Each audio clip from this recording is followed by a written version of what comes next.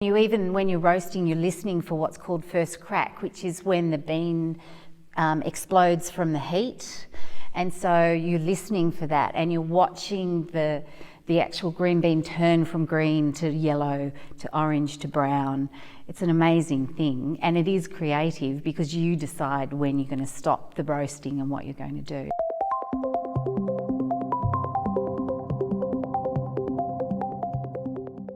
What was it about that moment in time when you started roasting coffee that really lit you up? What was it about it that you just knew? I think I became alive. Every sense is involved in coffee. The smell, the sight, you feel it, you taste it. That and the sense of achievement that, you know, here was this little green bean and oh my God, I've actually roasted something that people want to drink and it's good.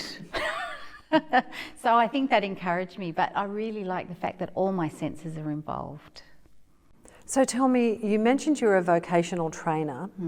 So give us a sense of what was it like when you'd wake up in the morning to go to that job, and what's it like now? Oh, well, I used to do some training at Bankstown. It was a 5 o'clock start. I would have to travel for 2 hours to get there. It would be just a day of standing there and being on your toes, answering questions, trying to impart knowledge, and then you finished at like 5 o'clock at night, and then you get home by 7:30, ready to start again the next day. And today? Today is completely different. And because I'm so in love with it, I wake up thinking about coffee. So that's a joy.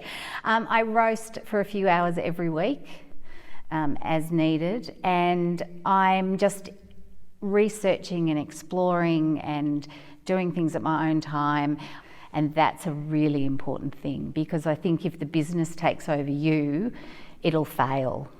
Tell me, Tamara, for those coffee lovers that are used to having milk in their coffee, talk to me a bit about your coffee beans and what does milk actually do to the flavour?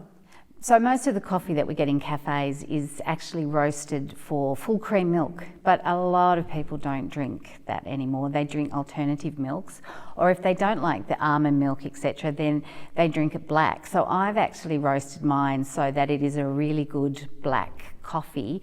It's sweet, it doesn't have that acidic and bitter taste that heavy Italian espressos might have. So it's actually a coffee that you can have as a long black and then just sip it and enjoy it without sugar or anything, because I've always said that a good coffee doesn't need sugar. Then what's your words of wisdom for people who are starting out? I would say that the first thing you need to understand is why are you doing it? And then use your network, because they're an invaluable asset that you don't realise is there. And they have friends who know someone who has a friend. They can help you with everything that you need. So I think it's important to think about why you're doing it and to use the network you've got. Don't try to be everything. I would really like to find a way to encourage everyone who just drinks tea to try my coffee. That's my first thing, and I've got a few people willing to give it a go. And I guess I'd like to get more women involved in roasting because it's a very male-dominated industry, and there's a lot of conglomerates now that own all of the roasters. There's not so many female roasters, so I'd like to encourage people to get in, or women especially, to get involved.